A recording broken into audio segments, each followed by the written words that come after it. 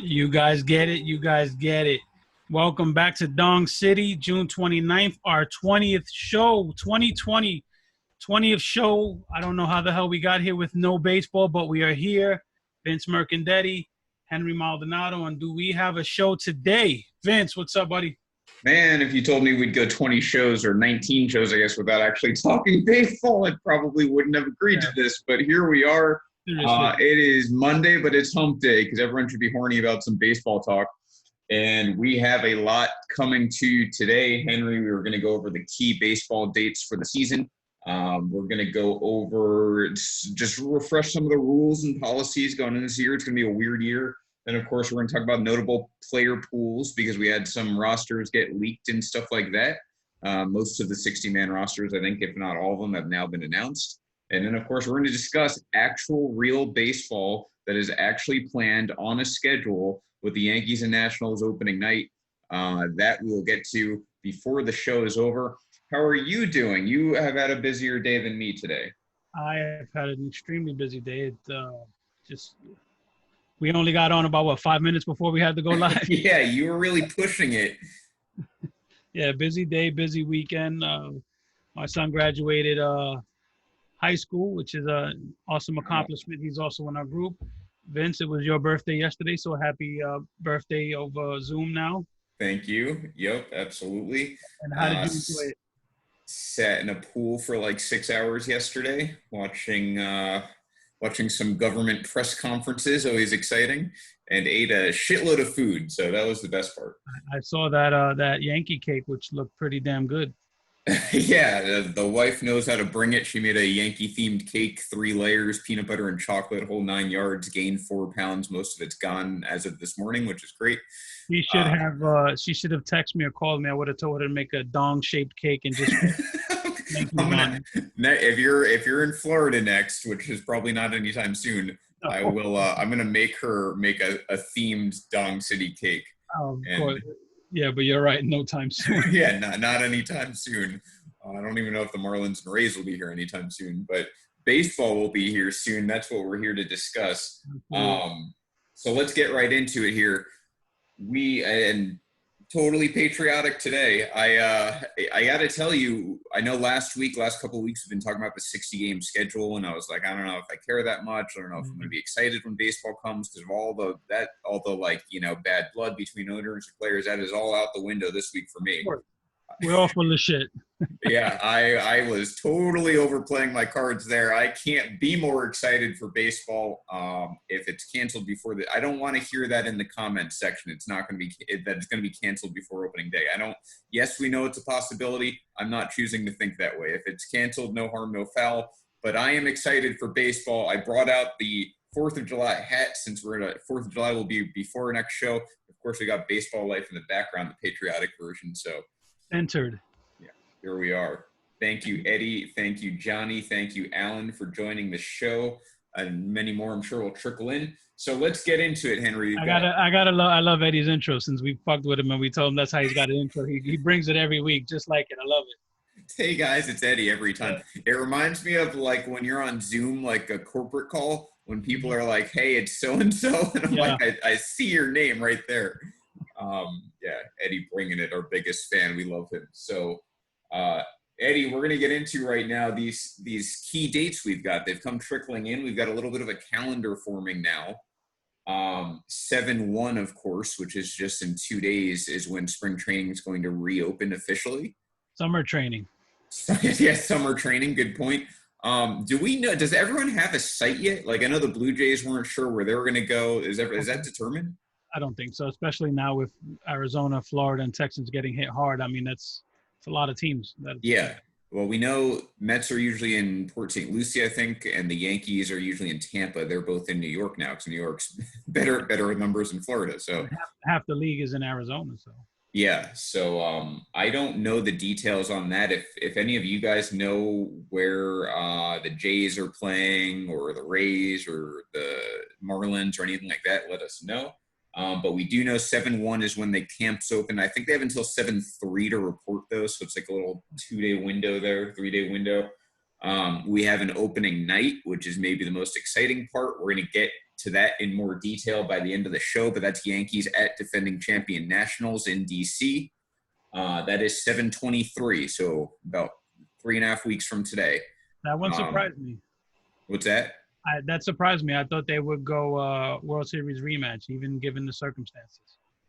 Well, they wouldn't play each other, though. I mean, this year, the way it is? Yeah. Yeah. I'm trying to – I mean, I guess it makes the most sense if you're doing East versus East. You know what it was? I think that what they were doing is the World Series winner versus the team that they should have actually been playing. Right, yeah. They disqualified the Astros, which is the easiest explanation. I didn't realize the first time in 15 years Yankees are playing the defending champs on opening day. That's pretty interesting. Yeah, not since the 2005 Red Sox after they probably cheated to win their title. But yeah, so 7:23 Scherzer versus Cole. Be very excited to break that. I'm looking forward to 4 innings from each pitcher, but I'm looking forward to it. Yeah, I've got more thoughts on that as we discuss the matchup. And then, of course, the rest of the opening days are going to follow. So that's a Thursday night. Rest of opening days set for Friday, I believe. That's like the official opening day for all of baseball. Yeah, we don't have a calendar yet, though. They didn't.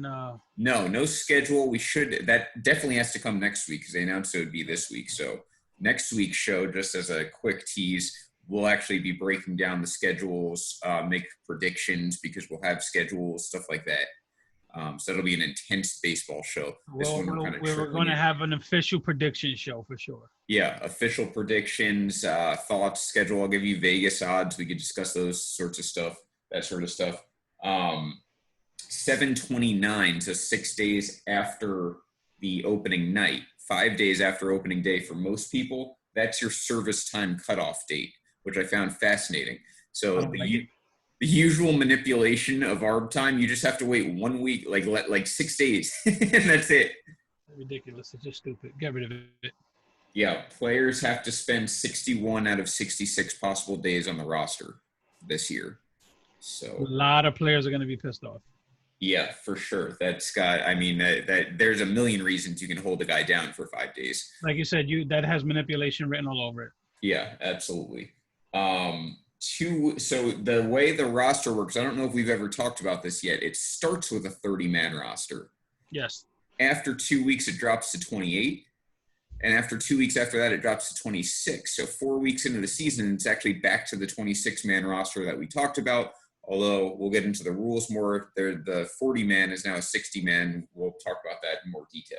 I'm a little surprised they did that. I thought they would go with a 30-man at least for sure. Yeah, I thought it was going to be the whole season. I mean, you're talking about 60 games in 66 days. You're asking a lot from these players. Right. I guess we can talk about the. I don't know how it works with. Is it just as easy as swapping guys from the 60 to the 26? Or do they have to DFA them and stuff? I don't know about DFA, but it's similar to the 40-man roster. They have to be on your roster in order for you to shuffle them back and forth. So okay, and that's why a lot of teams haven't finalized their 60. Right. Yeah, I know the Braves among some other teams were still figuring their stuff out as of today. There was a lot of teams that haven't figured it. The Mets haven't finalized it. The Yankees, I think, had 58. 58. I think they're there's a lot of teams that haven't finalized their roster yet. Orioles had 44. Mets considering Tebow cracks me up. They can't be serious with that one. Yeah. CJ and Chris, welcome. Nice to have you, CJ. So we have so Chris finally made it. I think this is Chris's first time watching live with us. I agree. Is that his? Yes. Yeah, I agree. 8:31, the trade deadline. So you're talking everything's so condensed. I just say don't have a trade deadline. I agree. Well, so we'll go into the next one. 9/15 is the postseason eligibility deadline, which I think you do need a postseason eligibility deadline, but that should also be the trade deadline. Yeah. I'm okay with that. I just think having a trade deadline 1 month into the season is foolish. Yeah, and 2 weeks before the postseason, just combine them. Why do we need 2 different dates? It's not because we don't have a waiver deadline anymore either. So what's going to happen? Somebody's going to get hurt, or there's going to be something that happens in those 2 weeks that affects it. Well, someone's going to test positive like right in that time Oh, frame. dude, would you Yeah, imagine that if somebody tests positive it's right gonna. after they get traded? Aaron Judge will test positive the day after the deadline for the rosters, guaranteed. That is definitely happening. I'm sure there's a medical exemption in there, but that's pretty funny. 9/27 is still the end of the regular season, so that actually did not change. That's why we have a 60-game season and not longer than that. So, well, that's not why we have a 60 game. But yeah, I'm surprised at that one, but I'm okay with it. With the caveat, the owners 100% decided 9/27 was still going to be the last day. I think at this point we just want to see baseball. Yeah, absolutely. We'll start picking it later on. But. Yeah, well, so we'll mix this into the new rules refresher. I'm a little excited for a sprint. We've never seen a baseball sprint before. Yeah. You know, where every game, this is what football's got over baseball for eternity, is every single football game matters because there's so few of them. Yeah. It drives ratings, it drives attendance, it drives everything. Yeah. Now baseball gets a little 60 games, not 16, but baseball's not football. This is as close as you get. I'm excited to see what the vibe is as the season goes on. You're talking about a third of the actual season. Yeah, I don't plan on missing a game. It's going to be death if I have to miss a game this year, whereas when it's 162, I probably miss 15 or 20 games a year.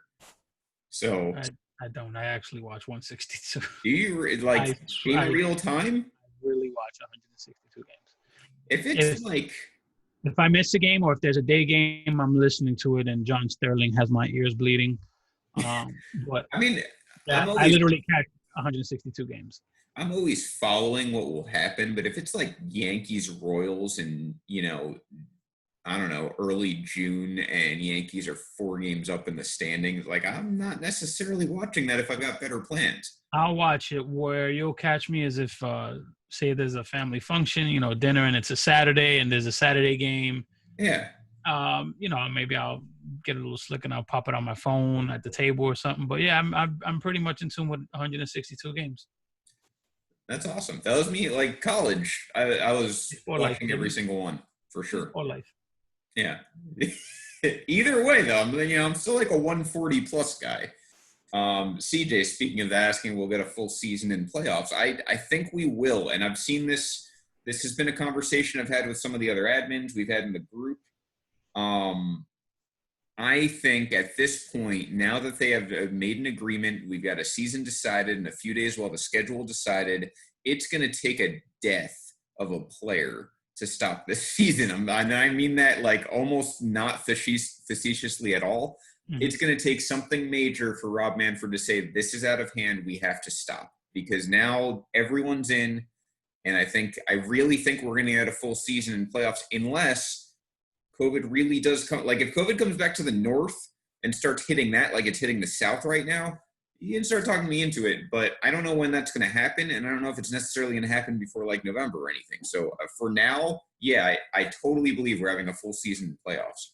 I agree. I think there's a possibility of players getting the Rona and quarantine happening and key players being missed. And, we can always say, hey, this hurt this team and this hurt that team. But like you said, unless that second wave comes hard, especially in the Northeast, I think they cry about money to show up. What do you think they're going to do now? They're going to keep on. There's a quote floating out there about this. Yes, and I hate to be morbid about it, but the deaths would also have to skyrocket. It's one thing to have people testing positive. It's another thing when they're dying. And I agree with you. Players are going to test positive. I want everyone to understand that right now. As we go through this season, players will be positive. They'll have to be quarantined. Stuff like that's all going to happen.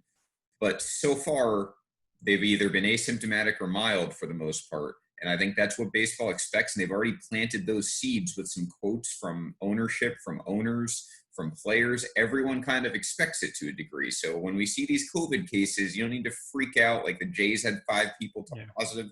I don't know that, none of them are going to the hospital. Again, I hate to minimize it like that, but I think that's how Major League Baseball is thinking about it. You're right. I know Charlie Blackmon tested positive. They said a Mets player tested positive today.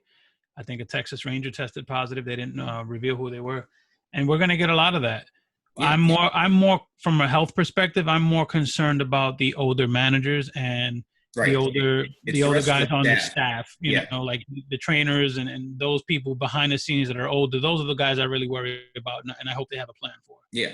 Not Aaron Boone. He's strong and dumb as an ox, so he's not getting Aaron it. Boone got the Rona, and then he wasn't managing the Yankees for a bit. I would have no problem whatsoever. I'm all in on Matt Blake. Let him be the manager too. Like I said, piss people off and bring Beltran back. Got to make that higher somehow. The MLB will give an exemption. And Clint Frazier, by the way, again, going to hit 350, and then he's going to get Rona and then come back and hit like 120 and then sprain his ankle. There's a lot of things that's going to happen. Make these predictions as the show goes on. You know what would be cool, and I'm just throwing this out there live, of course, as I do, but it'd be cool to have some fans of some of the other teams as their full rosters get announced, you know, just to get their input to see, you know, I know we got a lot of Cubs fans. I'd like to have a Cubs fan on and let us know when their roster's complete what they think. You know, we're Yankee guys, so there's guys that we're excited like Michael King and Lewis Gill, who's on there that we're like, okay, we may see these guys. And I'm sure fans of other teams are experiencing the same thing. So we'd like to have some of you guys on. Yeah, for sure. And I was trying to think of that earlier today, Henry. You know, we can talk about the interesting, and we will tonight, talk about the interesting players around the Yankees 60-man, maybe the teams that they're playing. But I want to hear from all of the teams and, you know, no better than fans to bring that to me. I'm pretty good with top prospects, but as far as their playing time, how they might be utilized, if they're just there for the ride, like that's the stuff we want to hear from fans and their fan bases. And we'll be doing that here throughout spring training. So Renee just joined it. This is my obligatory Renee, we're getting a team Puerto Rico comment. So. That's not where the Jays are going. I can guarantee that. They're not going to Puerto Rico this year. Oh, here we go. See, he just left the comment. Yeah, coming in high. John, you've got a question. We're going to get to that before the end of the show. We'll definitely talk about players opting out, what our thoughts are on the rosters. Let's get into the policy or the rules here, rules and policies. So to reiterate, I know a lot of you know this. I also know a lot of you will probably hear this or not be watching the show right now, and we'll ask it throughout the weeks, but we're going to say it right now. Here's the new rules. Universal DH, that passed. So we've got universal DH, AL, and NL. If you support universal DH, this is your dream. If you don't, get a better dream. Suck it.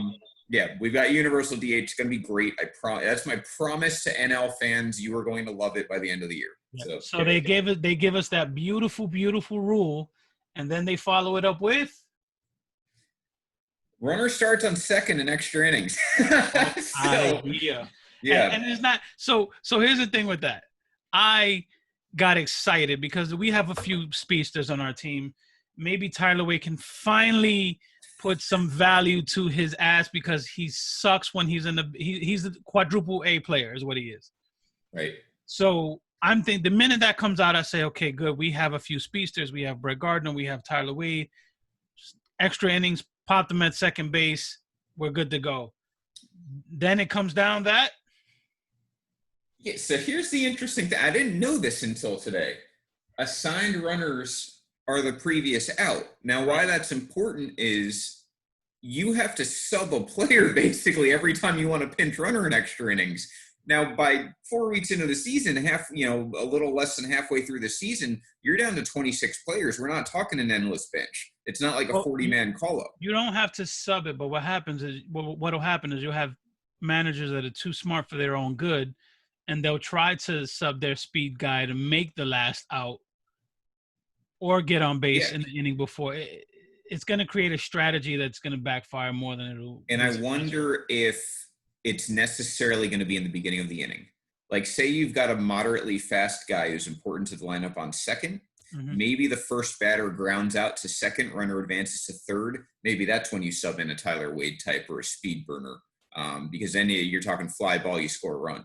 Like it may not just be, hey, we've got extra innings. There's a guy on second. Let's make sure he scores on a single. There's a lot that guy on second might be Stanton. That might be someone. Might be Gary. Yeah. Yeah, it might be someone in the middle of the lineup who might have decent but not great speed. And then you're talking he's out for the rest. If this goes deep innings, he's out for the rest of the game. If he's great on defense, Mookie Betts, he's out for the rest of the game. I don't know why you'd pinch run Mookie, but, as an example. I hate the rule. I hate it even more with that caveat. I would have come around to it had it been you can choose the guy to run. Yeah, I like it. Like, I guess it's not the same exactly as like NHL shootouts, but NHL shootouts in overtime, you can decide who's taking the shootout. I think runners on second, you should just decide who gets to run from second. If you're really doing this rule, and it's so cheap, if you're doing this rule for the, to end games quicker, why wouldn't you want the fastest guy there every time? I don't know if you remember early in the season. Now it may have even been before Corona. I came up with the idea to have a home run derby in extra innings. Yeah, and sadly, I've come around to that now over this. I think that's a better way to entertain us. You have a home run derby. It'll be entertaining as hell. Fans will get out of their seats. They'll get to go home early. They'll love it. They'll leave the ballpark just like amazed, like, fuck, yeah, Yeah. That's something too. The Yankees would go like 7-1 in those games and have like 4 injuries because of it. Mm-hmm. Yeah. So we've got the, so far a mixed bag. I like universal DH. Runner on second's kind of stupid. 30-player roster we talked about. That comes with a 60-player taxi squad, which I like. I don't know. How do you feel I like about the that? 60. I don't like the 26. Yes, I agree.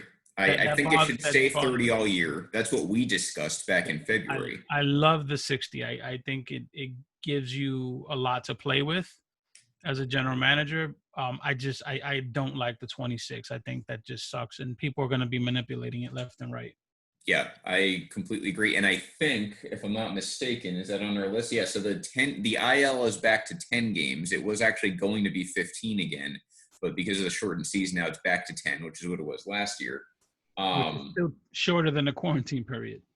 Right. Yeah, the quarantine's 14 days. They also have a special COVID IL, which I guess I'm trying to figure out how that would be shorter than 10 games. But I guess because why have an extra one if it's longer than 10 games?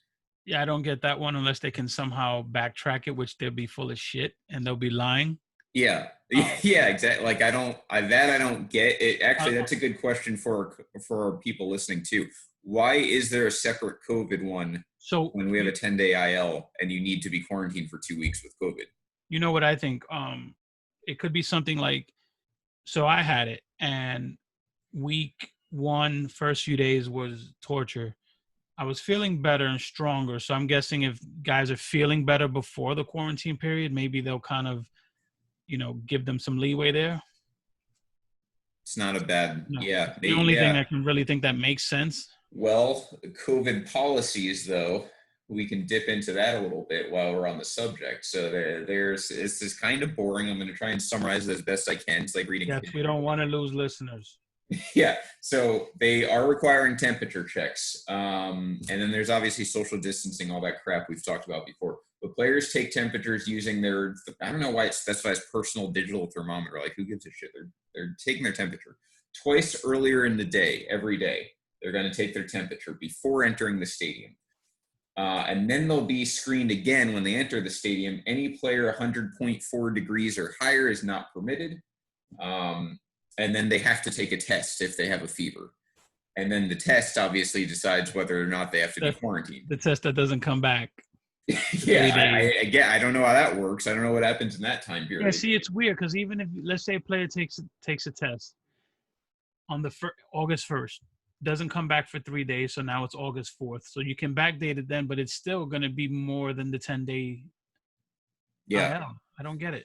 And with the 60-person squad, I'm interpreting this to affect them, because if players and coaching staff get tested every other day as is, I assume that's those players.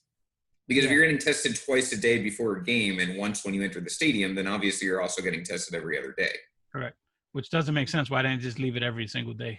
Right. Why not just test once daily and once when you enter the stadium? Seems logical to me, but whatever. And then the locker rooms allegedly are 6 feet apart, social distancing, which is great. Obviously a no-brainer. Players can sit in the stands since there's no fans. Obviously a no-brainer. I'm interested to see how that looks. Yeah, I am too.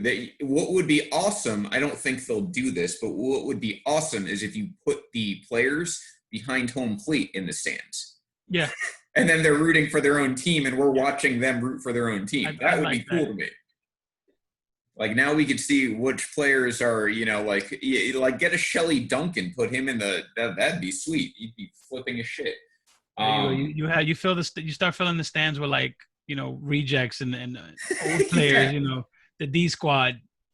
Pay the minor leaguers like extras. Have them sit in the stands who didn't make the 60-man. Everyone who's on the 60 has to be in the stands.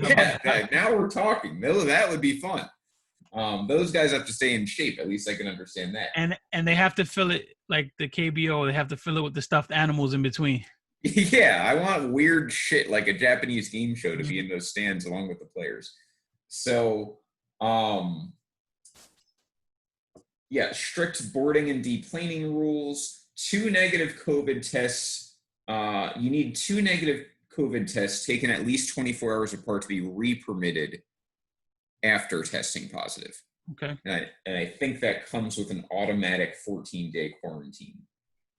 And you also need no fever for at least 72 hours, no respiratory symptoms, and that's determined by a doctor or team medical staff. So I wonder if it's going to be an independent doctor or the team doctor.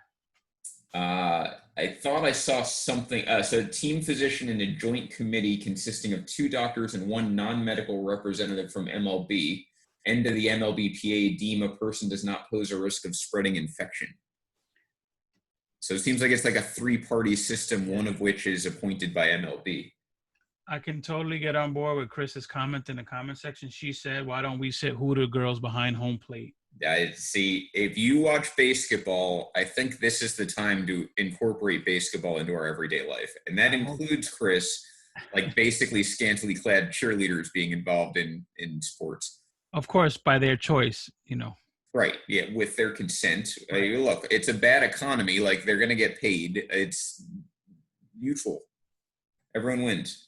What else do we have in this comment section popping? I love it. It will look like a Little League World Series. Kind of awesome. So what I was telling Vince off screen is that I'm more interested to see how the sound of the game is going to change. I'm really, really interested. So players always talk about how they feed off of the fans, and the sound of the game to us when you're there and when you're on TV, you're used to the fans, you're used to the announcers, well, the good ones shutting up and letting the game speak for itself when things happen. And now you're going to have an empty stadium. The pop of the glove is going to be louder. The crack of the bat, everything is just going to sound different. And I'm kind of interested to see how that's going to be. I agree. This is like the true crack of the bat season. Like, if you can't hear it, like we should know based on how it sounds, the ball's going to be a home run this year. And that's kind of exciting if you're like a huge baseball fan, which if you're watching. I want some sort of analytical decimal meter next to the exit velo. Like, this is how it sounded in addition to how hard it was hit.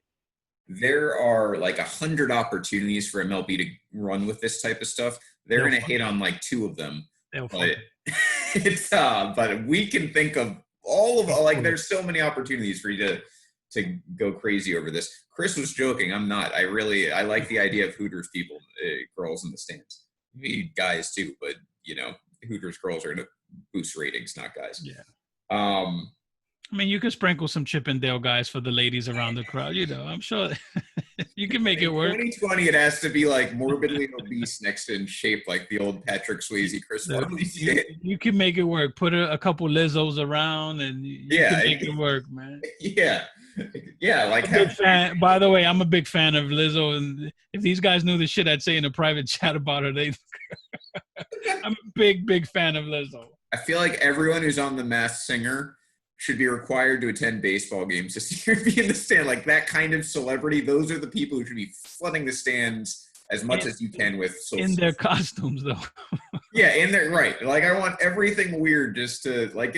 You'll tune in. It's like The Masked Singer. You'd tune in just because it's so weird. Exactly. You've never seen it before. Yeah, you got to get some quirky shit. Yeah. So those are like the extent of the rules as far as COVID goes. Players with pre-existing conditions or more susceptible can sit out and retain pay and service time. We're going to get to this with the rosters. Players with family members in that situation can also sit out but don't get paid or retain service time. So an example of that. Which is not cool. Right. I would think there's a compromise there. Apparently the compromise is no compromise.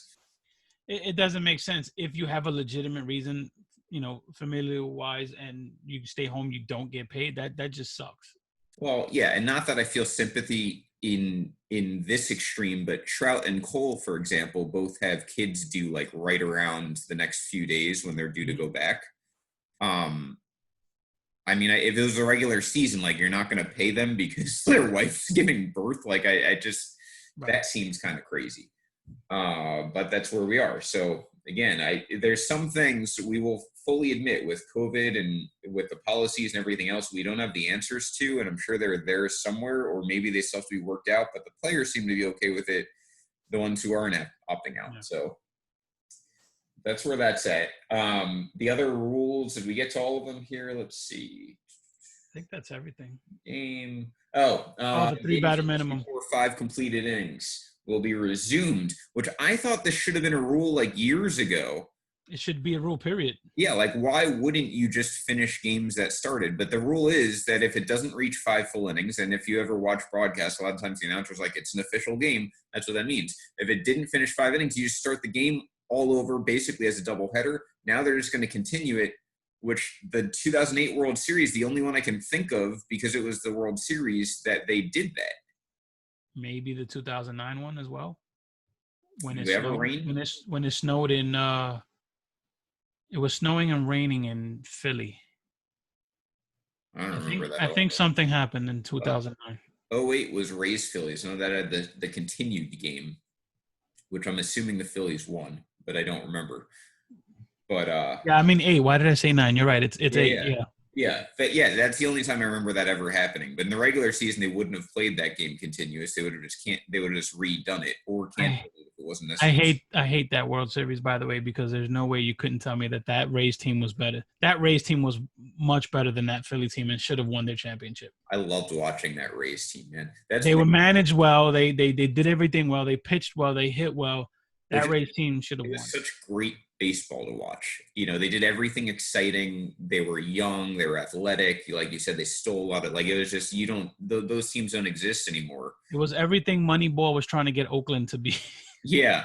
And it all came together in one, like immediately for the Rays, all together at once. And that was awesome to see. I was obviously rooting for the Rays. First of all, they took out the Red Sox that year. And second of all, I wasn't in Florida yet, but I have always had a soft spot for the Rays, and the Phillies are just whatever. Yeah, and the Rays have continued that success. I mean, the smartest team in the game. They've sustained it ever since. So, and then of course the last rule, not really a rule change either, but position players can pitch whenever. Originally we had a ban, I think it was like the 9th inning on or something, or whatever, and the 3-batter minimum, which was implemented for 2020, remains implemented. So. I'm interested to see that one. Yeah, except ending an inning, which again, that feels like a cop-out. I support it because I don't love the 3-batter minimum, but that feels like a cop-out. What do you mean? It's 3-batter minimum unless you end an inning.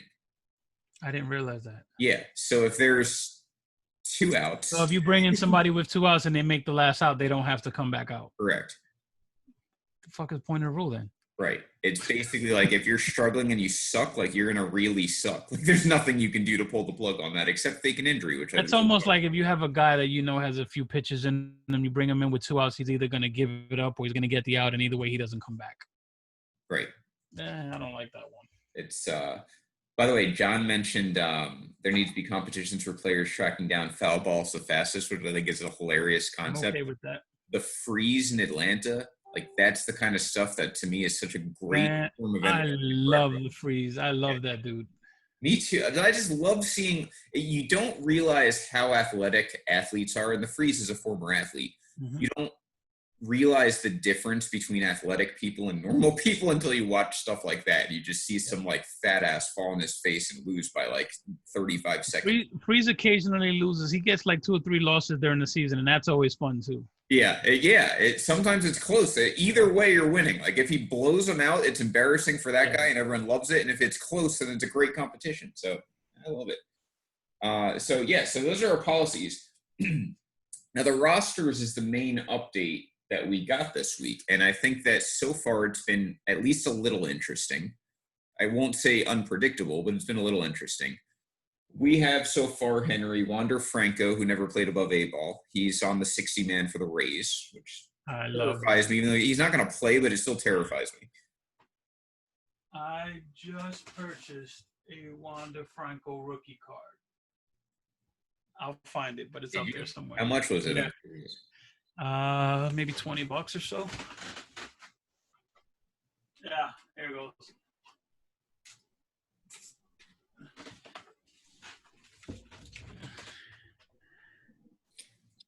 Yep, there it is. And I ended up getting the Roberto Clemente Javi Baez card. That's awesome. Yeah, if you watch that show, Dwayne showed us that. Yeah, and I bought a Jason Dominguez rookie card. Nice. Who, by the way, is not. There's 2 slots left, but he's not on the Yankee roster. Yeah, I got two Jason Dominguez ones. Is another one. Nice. Yeah, it's kind of like the style. Like I would just buy 10 like hot rookies if they're only $20. One of them is gonna pay you back. Wander Franco was definitely on my get list. Yeah, so Franco's on the Rays. The Indians took Nolan Jones, big-time prospect. Reds took Nick Lodolo. The Tigers took both Casey Mize and Matt Manning, their 2 top pitching prospects. I'm surprised they took Casey Mize so soon. Yeah. I thought they would wait till next year. I think a lot of it, though, is they just want them to get the exposure. No pun intended. They want them to see – because it's either – the thing about the 60-man is – if you're not on the immediate roster, the 26 to 30, depending on where we are in the year, that the other players are still going to be at either a spring training facility or minor league facility, wherever they've designated. They're still be working out doing intra-squad games. Yeah. So they're still playing, which for some of these guys, like I think probably Mize and Franco in particular, guys who have never played above A-ball, that's why they're doing that, is just so they can get experience against other guys with talent, rather than nothing, because the alternative is nothing. You just don't do anything because there's no minor leagues. I have a feeling we'll see Wander Franco play this year. Maybe as like a pinch runner. I can't. I mean, something. There has to be something to let that kid get his feet wet, man. He's too talented, and I know they have a ton of guys on their roster that can fill multiple roles. Yeah, but we'll see on this. There'll be an injury. There'll be something that has him playing for a week or so. It's the Rays, so I wouldn't put it past them. CJ voice shaming me, by the way. I just saw that. Complimenting your accent. CJ, I lived in New York for 10 months, so I wasn't going to pick up an accent. I grew up in New Jersey, and fuck out of here. That accent. Yeah. Although it won't stop my wife from making fun of my New York accents anyway. You know, I used to think it was bullshit. But when I go places and you know, people are like, "You're from New York, right?" I'm like, "Yeah, what?" Your accent. I'm like, "It's not a fucking accent," but yeah. You're straight out of a Tim's advertisement. Yeah, I really am. Like 96, you know, 96 brought me. I mean, look at my shirt, bro. I mean, 96, you know, right out of hip hop, right before the shiny suits, you know, Tim's baggy pants, and you know. Yeah, I whatever accent I had or dialect, whatever you want to refer to it as, it went away when I became a broadcast journalism major anyway. But I never had one to begin with. I didn't even say anyways. Anyways has always pissed me off. That's a New Jersey thing. I don't know why they had an S for no reason. There's space in the internet for my voice, for sure. Yeah. You could do a voiceover of like basically anyone from New York, even if they're Puerto Rican or not. It's just what that's. I can do a mean Italian from Brooklyn accent. Yeah, there's not that much difference. Yeah. So Mize and Manning, the Tigers, that's a good one. Alex Manoah and Nate Pearson, Blue Jays top prospect. Pearson, I actually think there's a scenario I could see him pitching. And Nationals, Jackson Rutledge, one of their top prospects. Obviously, a guy like Carter Kaboom is also on their roster. So, is it Kaboom or K-Boom? K-Boom, yeah, I think you're right. I always his brother too. Yeah. Ruthschman and Torkelson. I'm sure I'm butchering one of those names. The top picks from the last 2 years. They're not on their rosters right now, but allegedly, this is the other thing. They're going to add them as the year goes on. One of them, I think Torkelson hasn't even signed his contract yet. So, but those guys are the first round guys are just now starting to get to their contract signings. Yeah. And in Rutzman's case, the Orioles only have 44 players committed right now. So they've got plenty of spots to add I think they only have 44 players in their entire organization. Probably true. Yeah. They just, man, that draft really must have screwed a team like that up. I want to know what happened to Noah. I posted a quick Orioles troll post and tagged him in it, and he never responded. Penrod? Yeah. Yeah. I see him around every so often. I haven't seen him in a while, though. But every so often, I don't see him in baseball life that often. By the way, Aristus Aquino, maybe my favorite non-Yankee because he single-handedly won me a fantasy championship when I picked him up last year. 19 home runs in 56 games. He's on the Reds, who are now undoubtedly my second favorite team after going Who to was that? Who was that? Aquino. Aquino. Yeah, there you go. Not on the roster, not on the 30. Reds have a lot of outfielders. I get it to a degree, but that's like Austin Riley if he wasn't on the Braves roster. No, you're right. I'm surprised. And he'll probably get added. I wonder, did we know how many they added? The Reds? Yeah. Well, this is the 30, so I don't know that it's no. I'm sorry, it's the 60. Yeah, he's not there at all, I don't think. That's what I'm saying. Did they submit all 60 though? No, this is what it is. Sorry, I was right the first time. He's not on the 30, and that's definitive. He's going to be with the taxi squad, but it's surprising to me he's not on the 30. But they do have a ton of outfielders. Yeah, but not a lot of people announced at 30. I mean, yeah, there's probably something brewing there. We don't know. Nagging injury could be anything. We're like a week into the season, he's there. I'm actually, now I'm curious. I'm curious about his arb time. I wonder if it's any sort of manipulation there. You're getting roasted in the comments about your hat. Now, this is a patriotic Yankee hat. And by definition, a Yankee hat is patriotic because it's named the Yankees. Thank you very much. You're welcome for no Confederacy to begin with. We're named, it's not named after that, but it's close. There's even a Fred Durst. There's a Fred Durst reference in the comments. That I'm okay with. I used to have the actual one with the red hat and the white Yankee symbol. This is a specific 4th of July one because I hated the Memorial Day hats. I thought they were so ugly. When I was in high school, sophomore year of high school, every day I wore the red Yankee hat, just like Fred Durst. Not because of him, but just like him. That shit is ugly. I like, you know what? Just for next week, I'm wearing the blue Yankee hat. I could do the blue one. The red one is ugly as hell. It's great. It's very patriotic. I've also got I don't want you to think this was a giant shirt. I've got the Yankees right below it. That's disgusting. Red, white, and blue. Yeah. Disgusting. I'm more New York than you now. Yeah. Just for the shirt. That's disgusting. And more American. So, depending on who you ask, Puerto Ricans aren't American anyway.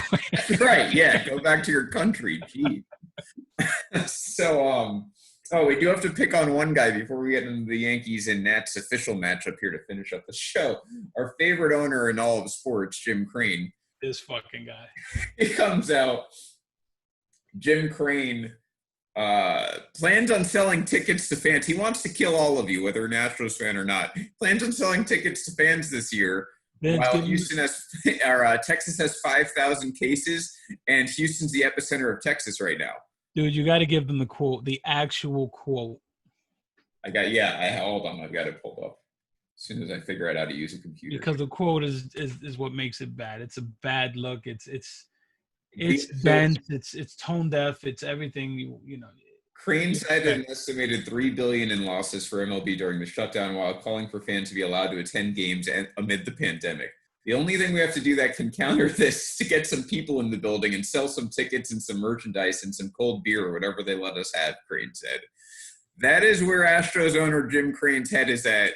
While Texas has 5,000 cases, 4,000 hospital cases, and Houston's the worst out of all of them, that's where the Astros play. That's where Jim Crane's head is at. It's not in feeling remorse for the Astros scandal. It's not in safety for his players, fans, or anything else. It's in making sure we can sell beer to fans at some point because he's losing money. It's getting you idiot Astro fans in seats, potentially getting sick, making him richer. That's what your owner thinks about you, Houston Astro fans. Yeah, and if you're a Brett Moore or a Brad, I'm going to butcher his last name at Mole. Motor. I always thought it was Motley. Motley. All right, I'll go with that. That sounds good. Not maybe. If you're one of those guys who's been trolling me all year about the Astros, how you support everything about it, if you support him now, total hypocrite. Total hypocrite. Yeah. Jim Crane wants to kill all of you. Horrible. There's just times you need to shut up, and like I said, shut the fuck up. And that's one of those times. Just he's been horrible throughout this whole thing, man. Yeah. His quotes, his complaining of losing billions of dollars. He's just been brutal. Yeah. But you know what? He's saying what most of them are thinking. Of course, yeah. That's the problem, though. He's when we get these like fans, the teams would like to be cheating. He's not feeling remorse like any owner would not want to feel remorse. Now he wants to kill people. And we get the fans that support them and say, "Oh, the owners are right." I want to just strangle those idiots. Yeah, I still do, even after the fact, just for fun. So, yeah. So we had to throw that segment in there. Jim Crane wants to kill you. That's the official name of the segment. So now we move into our final thing here. This is the most fun of the night because we're discussing actual baseball now for our final 15 minutes or however long this asks. However long we go. Yep. And that is that the Yankees and Nationals, as we mentioned earlier, they play July 23rd, Thursday night. I don't think we have an official game time, but I also, if I remember correctly, since everything's in the East, I doubt there will be anything past 7 o'clock. It's probably 7 or 8. Yeah. I guess what day is that on? That's Thursday the 23rd. Thursday. Rob was asking if we're going to do a show game day. He did ask that earlier. I meant to address that. I have no problem doing Thursday night or Wednesday night now because my entire softball league got canceled due to COVID. Well, we have other podcasts that the guys do, so we'll have to steamroll everyone. Wednesday's pretty busy for podcasts, so the Thursday might make more sense. I know we have Pod Jobbers 8 o'clock, but we would be going earlier anyway. Or we could hop on like an hour before the game starts just to have some fun with it. That's what I mean. Like we can go on at 6. Doesn't affect Pod Jobbers at all, and it's before opening night. Exactly. Henry and I don't want to be with you while we're watching the Yankees anyway, so there you go. Yeah, they don't want to see that side of me. Yeah, it becomes psychotic at that point when I'm wishing death on like 14 people a night. So one day we will do a live game though. The New Yorker comes out. Yeah, that's when the New Yorker comes out. And I still owe Renee an explanation as to why I hate Aaron Boone so much also before that game takes place. So you don't have that much time, Vince. Yeah, we'll leave an entire show for that later. But anyway, Yankees-Nationals, Thursday night, 23rd. Rob, we are going to look into having a special for that night so we can kick off baseball season. Yep. Make sure that there's baseball by then. I don't want the COVID conspiracy theorists coming out and yelling at me that I'm assuming there will be baseball. I am assuming there will be baseball. 5G. Yeah, we're probably related. Yankees-Nationals, July 23rd at night. So here's the Yankee updates. So we'll give John says it's 6 p.m. Eastern time. We actually have a pregame show. Is that what that is? He wants it. Oh, he's saying us. Okay, yeah, okay. Sounds good to me. I mean, we'll have to play it closer by ear. I can do that. I don't think that's a problem. I'm totally with it as I try to charge my computer for some reason. Charge. I guess we'll have to see if we're going to have one on that Monday or just kick it. Of course we will. Yeah, I don't mind. I was going to say, I don't mind having 2 that week. You have to give the people what they want.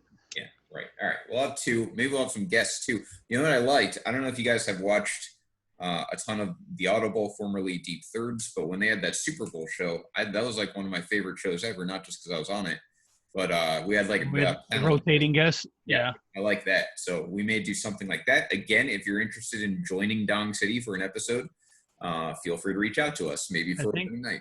I think I was drunk already too. I think you were based on when they had me on. I think appearance and overall words. Yeah. Yeah, that was the night we had Erin. We had an interview about socialism as she's walking back to her apartment. Awesome. Yeah, I was like, wait, what? How did we get in? That's when I sobered up. Just rapid fire asking her about Canadian policies. Maybe we'll do that again for opening night. So, Yankees update specifically. Aaron Judge, the site of much speculation because of this ongoing lung and rib cage and everything else thing. He is swinging a bat right now, and he is also running, which is a development I found out today as well. So those are both good signs. They generally are a precursor to actually playing in games, and spring training or summer training is what's happening. It's not a guarantee. No one has committed. Not Cashman, not Boone, not the medical staff, not Judge has committed that he's going to be ready opening day in those words yet. Because he's not. My gut tells me it's going to be one of those things where he joins like 10 days into the season. But this is what's going to happen. He's going to suit up. He's going to go out there. He's going to play 4-5 games. He's not feeling right. He gets an MRI, comes back, it's clean, plays another 2 or 3 games, gets another MRI because he's not feeling well. Oh, he's done for the season with something that they didn't diagnose.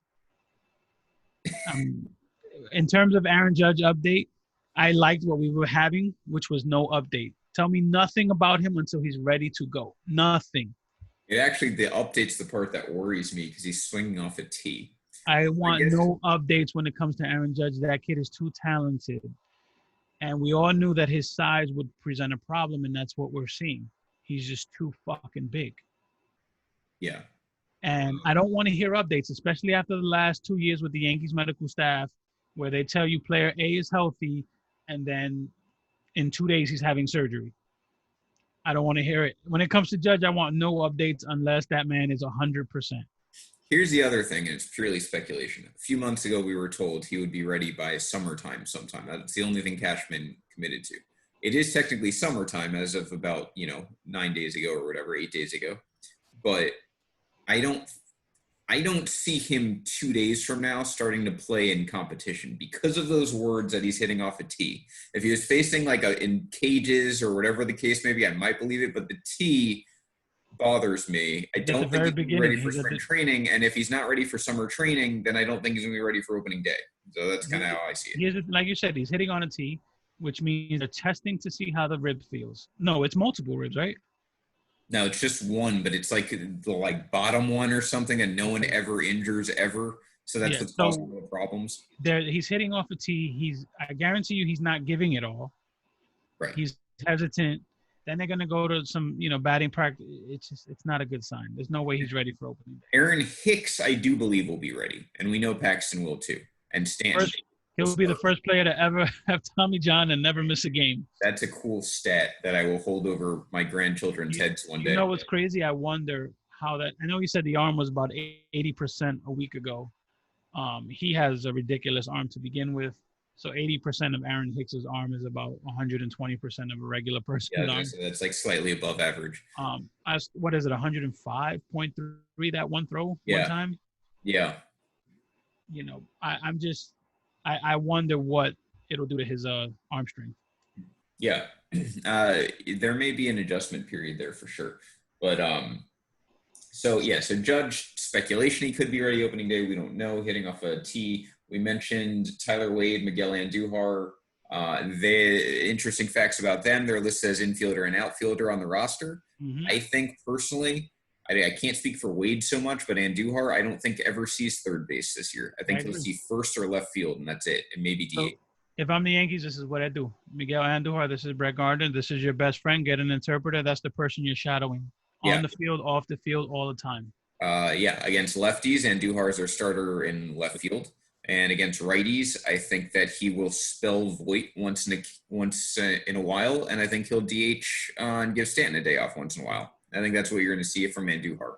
His bat is too good not to play. Yeah, Tyler Wade, obviously more of a bench guy. I do think he'll make the team. He'll be, like we talked about, probably a very specialized pinch runner for those extra inning games, but he'll mostly play the bench. He could play everywhere. So, there's a market for that. Hopefully he hits. This is really him and Clint Frazier. This is it. They're like 24, 25 years old now. So you officially become a bust in my eyes, even in a short season. I have more hope for Frazier than Wade. And it's frustrating because you can see the talent. I only have more hope in Wade because his skill set, he doesn't have to be as good as Frazier to pan out. Like, he's already good defensively. He's got speed. All he has to do is get an on-base percentage of like 340. Mm-hmm. And he's a useful player. Whereas Frazier actually needs to be a productive hitter, and he has to be probably an above-average hitter because his fielding is below average. Yeah. And he can only play like one or two positions. So we'll see. Neither of them have proven anything at this point. John, our staff is giving a Mets staff a run for their money. It might actually be worse recently with diagnosing things. So that's why we're so low on them. Spring training games, Alan, it's interesting. They said I think there'd be 3 that are potentially against other teams. The majority of these summer training games you're going to see are going to be intra-squad. Yeah. Not have travel, not intermingle with other rosters. But I think there could be 3, and I think a lot of them are going to do it right before the season starts against whoever they're playing, so it minimizes the travel. So like the Yankees spring training might be against the Nationals a few days before the season starts, something like that.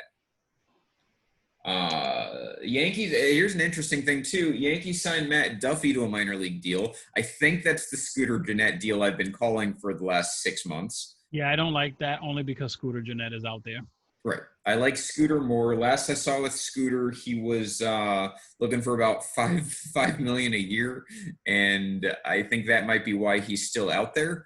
But this is a guy who was hurt for 1 season, just like DJ LeMahieu was last year. By the way, here's why that Matt Duffy deal goes under the radar.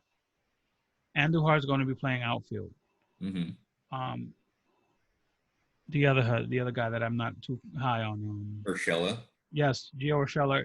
I think he's still a question mark. Yep. Matt Duffy provides insurance for that. Duffy's is Urshela insurance. He's infield insurance. Here's the other thing too. Glaber's moving over to shortstop, and he's never done it for a full season. He's not doing it a full season this year either, but he's never done it as a full season. We don't have a proven Tyler Wade's the backup shortstop. And not that Duffy can play short, but you can manipulate the infield a little bit with a guy like Duffy there. And I'm okay with Tyler Wade playing short if he had to. Right. Yeah, me too. And Duffy is just – this is why I wanted Gennett so badly. He is a veteran, full productive hitter. He's a guy who can hit 300. He doesn't need to hit 30 home runs in this lineup. Matt Duffy puts the ball in play when he's healthy and does productive things. He does fundamental things. The Yankees need more of that. That's why they need it. And I wanted it to be a veteran, not some young guy who might be able to do that. And that's what they got. So it's not. Don't get me wrong. I like the deal. I just wanted Scooter. I agree. I completely agree. Scooter is the better version of that. He's still out there. Some team's going to get him. Scooter's probably a money thing. So. Yeah, he's going to go. He's probably going to go to a contender, and he's probably going to have a big hit. I said DJ LeMahieu was that type of guy. Game 6 of the ALCS, he proves me right. He has a big hit. These guys, you can see it from a mile away. I thought Michael Brantley on the Astros was going to be that guy. He had an MVP comeback player type season. You can see these guys. This is the new market in efficiency in baseball. The guys who can put the ball in play, low strikeouts, they can hit for a little bit of power, they can hit to all fields. Those are the guys to me who you need 1 or 2 of those in every single lineup. And those are the guys who come through in the playoffs because you don't hit as many home runs. And you need guys like that to move guys around the bases and get on base and not strike out and kill rallies. That's Scooter. So someone's going to pick him up. Look at his runners in scoring position last year. Look at his strikeout numbers when he's healthy. Or 2 years ago, he wasn't healthy most of last year. Yeah. That's the profile. So hopefully Duffy's a fraction of that, but you could have had the full thing. Didn't want to do it over money, which is weird to me because we're prorating money this year. But because they're too busy firing minor leaguers. Can't get them all. So the notable 60-man guys for the Yankees. Again, we're talking Yankees-Nationals just because that's the opening day matchup. That's the only one we have right now. Chris Iannetta, something to look forward to. Him and Eric Kratz both made the team. Yankees carrying 6 catchers on that taxi squad. Yep. So, and it's probably a reasonable thing to do with Kyle Higashioka being the Higgy being the backup now that Austin Romine. Higashioka. Yes. Chris Iannetta. The reason I highlight Iannetta, not Kratz, is Kratz, first of all, is like 40 years old. But second of all, Iannetta actually, I think, has a little bit left. And I think, if I recall, he was having a big spring training. Kratz is that guy that's going to retire and immediately become a coach. Yeah, for sure. Like, without a doubt. He's a very smart player, huge for the Brewers in that postseason run. I really enjoy having him.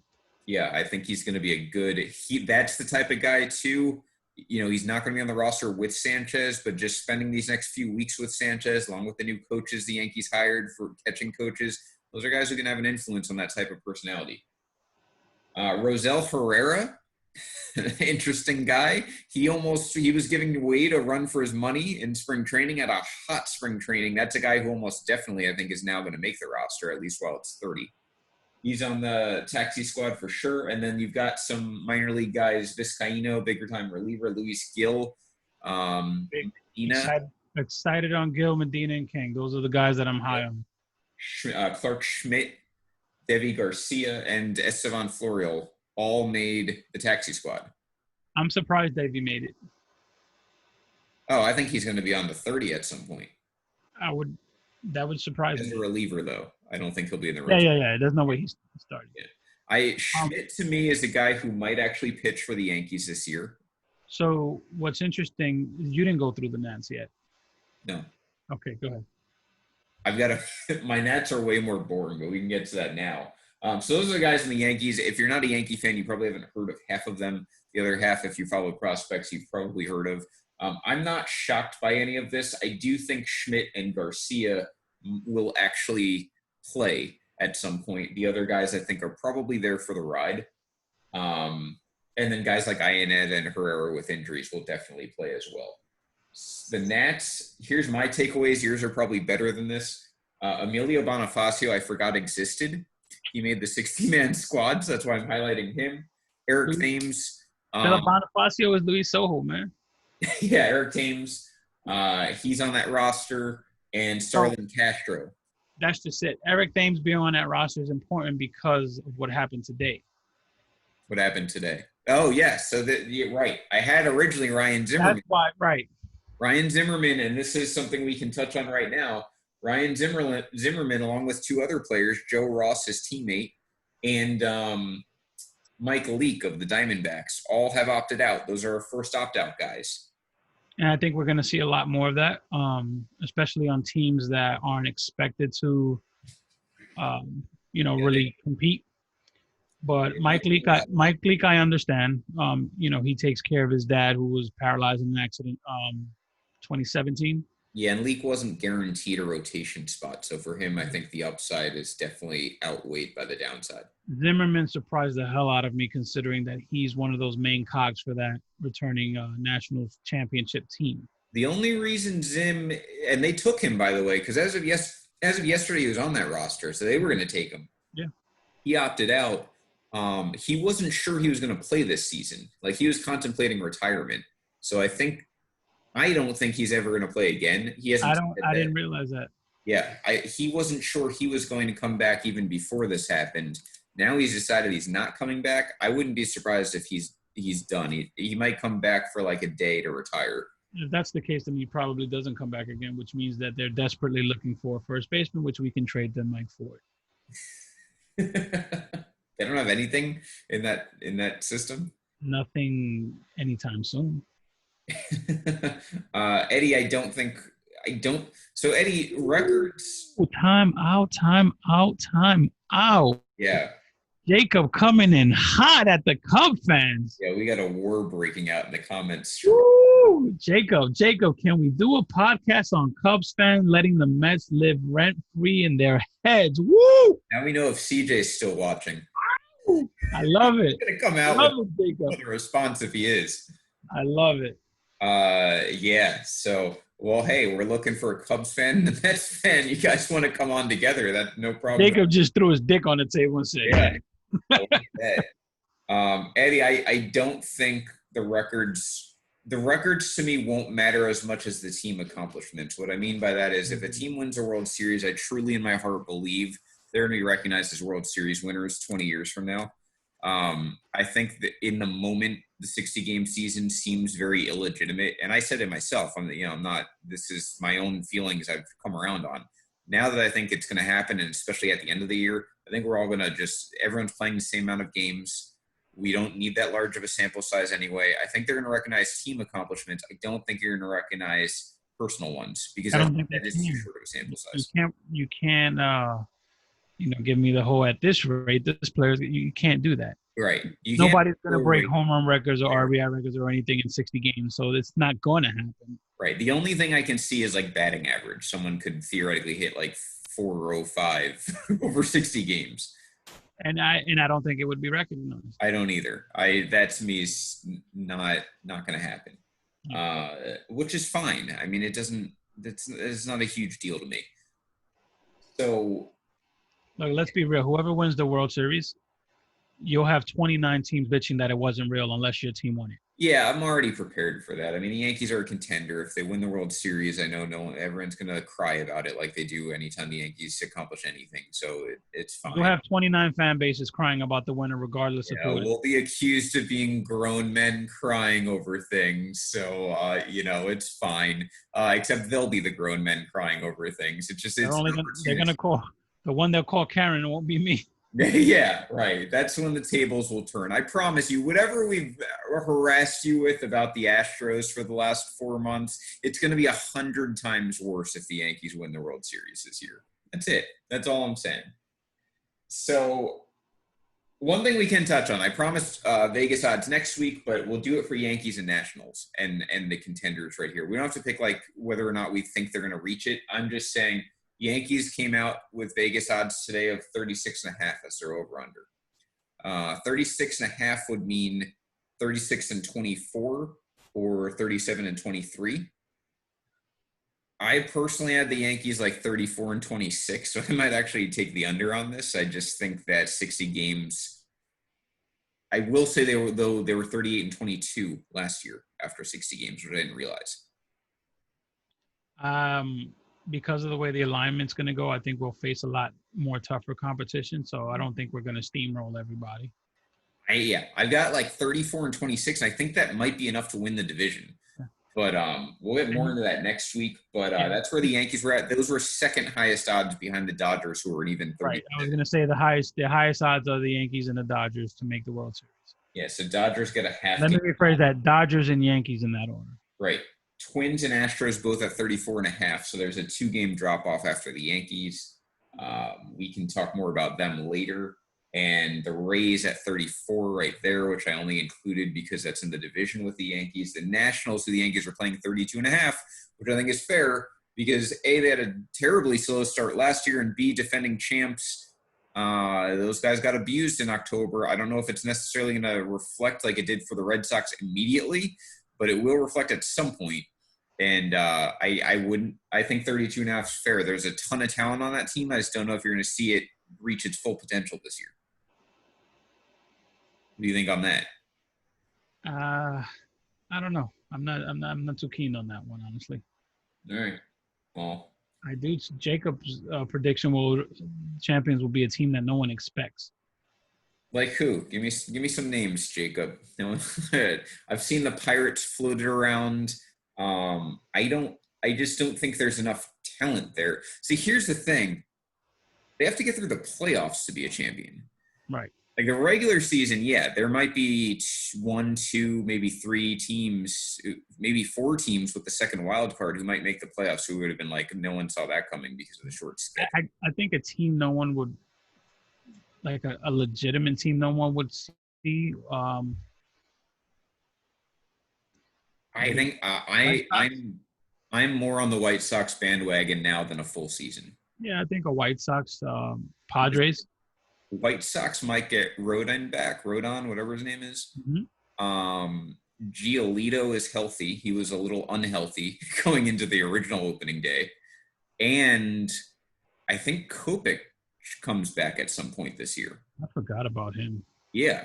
If you can get those 3 guys clicking, along with like Reynaldo Lopez and the other guys if he has a big season, that's not a bad rotation. They already have a good bullpen, and we know that their offense has a ton of upside with the guys who are coming up. So here's the thing about the White Sox. Their Vegas odds as of the 24th. Yeah, Vegas hates them, right? It's funny because they have the same odds as the Phillies, who I think everyone expects to compete. Right. 30-1.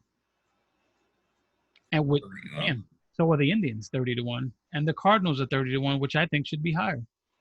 Those are all good bets in my book.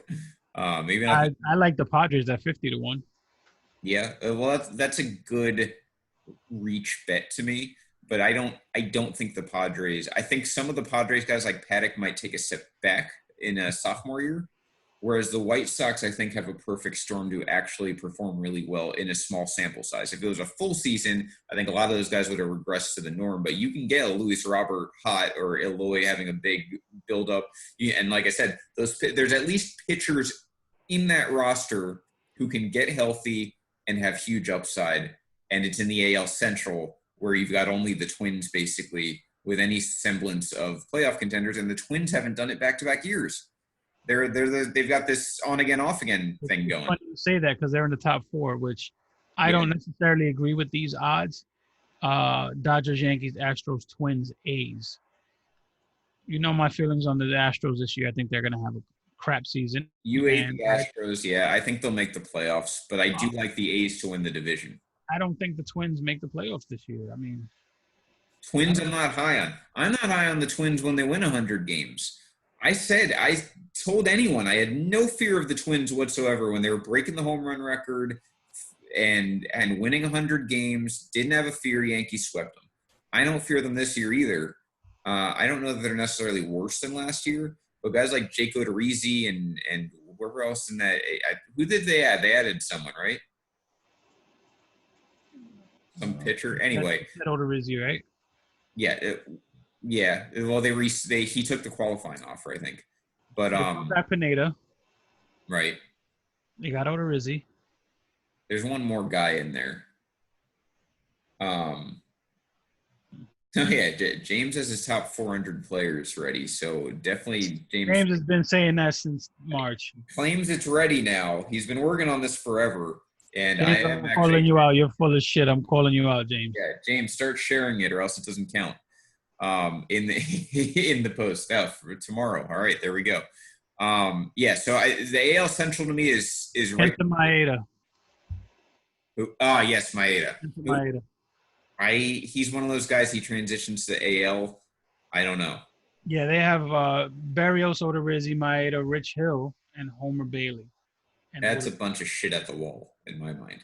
4, 5, and Maeda. I like Bumgarner. I like Maeda. I don't like Maeda there. Right. I like the Bumgarner and Wheeler signings to where they went. Mm-hmm. I didn't. Whoever was going to get Maeda, unless it was like San Diego, I didn't like, and I don't like it because those guys leaving LA, I don't trust that, and they're going to Minnesota, which is a pitcher's park, but now nothing's really a pitcher's park with the amount of power these guys have. So I don't like that. I don't think Maeda is going to be this 2 ERA guy. I think he might be no. 4. I think he'll be a good pitcher. I don't think he'll be that pitcher that he was in LA. Right. So I don't think. He's not going to be under the radar. By the way, who? He flew under the radar. By the way, in LA. Maeda. Yeah. Yeah. Well, they get 2 guys a year who do that. It was Chris Taylor. Then Chris Taylor mutated into Max Muncy. And you've got, Maeda just comes out of nowhere to post a Cy Young type season. I feel like they had a Rookie of the Year competitor for 4 or 5 straight years. Yeah, they've doubled the Yankees in 2017 or 2016, 2017, 2018, 2019. Mm-hmm. Had Rookie of the Year, but the Dodgers it's always some guy who is not touted. That's what's crazy. It's like their 8th best prospect. The Dodgers do well. They draft well. They develop well.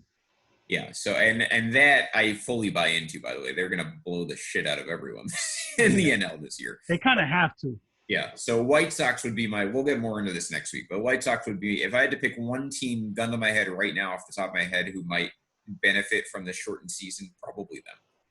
But we'll discuss that more next week. I want to pick the Angels, but I can't with that rotation. I can't. I want – the Angels will hit. The Angels are going to hit. They're going to score a lot of runs. I love the Rendon signing in the short term. He's 29, so I love it for the next 3 years. You needed to protect Trout with that type of bat. He's a great situational clutch type hitter, but they still don't have the pitching. Yeah, and that's not an organization where I'd be they're going to change Dylan Bundy into some ace. I don't believe the Angels pitching any more than I believe the Orioles pitching. So I don't know. James brings up the Reds. I thought the Reds were a playoff team before this, so I don't. The Reds were a World Series contender, honestly. Yeah, I mean that's a legitimate rotation. It's a legitimate offense. I know they had weird home struggles last year, but they are very deep on offense, a legitimate rotation, and they are good in the back of the bullpen. They're not very deep. So maybe in that sense, yeah, shorter The Reds season. are there, and they're also going to score a ton of runs. They have just hitter behind hitter behind hitter behind hitter on Yeah, their I had Reds as a wild card. Again, we'll get into the predictions, but I don't see that necessarily moving much with the Reds, the shortened season. The Indians, again, anyone in that AL Central who's not the Tigers or Royals, I can buy benefiting from this. Basically, White Sox and Indians when I say that. So, yeah, we'll have to see. But yeah, next week we'll get it. We'll do, I think, Henry, full predictions, all the playoff teams. We can go through each division, do it that way, and we can get into the main awards. Cy Young. Yeah, so let's put it out there now, guys. We're gonna have a prediction show. If you want to be on the show, let us know. We can give you a few minutes. Tell us what you think. If there's a division that stands out to you, let us know. Yeah, we similar to how the Audible's doing it. If you want to come on, talk about your division, we'll bring you in for that. Speaking of which, the Audible tomorrow night. It's a temporary Tuesday time slot. Special edition. Yeah, special edition tomorrow night. And then Wednesday, of course, you got the lab and the step back double dose on Wednesdays, and then Pod Jobbers Thursdays 8 p.m. So that's what you got to look for. Are we getting another live lab? Good question. I don't know if they'll be together, but it should be there Wednesday night. We'll have to ask Matt Whelan and Johnny Gio Ortega about that. But anyway, that's what you can expect the rest of this week. We have pledged next Monday prediction shows. We're going to talk about it. If you're interested in joining, let us know this week. And then, of course, as we move on towards the year, we'll start getting into more and more of this stuff. We should have schedules for next week, which is why we're doing the predictions. So we'll dissect some of that. And we're going to, I said this back in March, but I'm saying it again. Then we're going to get into baseball. And we're going to have real games. And this show will probably transform a little bit as we actually have games to cover and stuff like that. We're predicting teams. We're predicting awards. And we're predicting all kind of quirky shit. Join us next week. Love the participation this week. Thank you for coming out, everyone. We will see you again Monday, 7 p.m. Eastern Time next week. This has been Donk City. Donk City, bitches.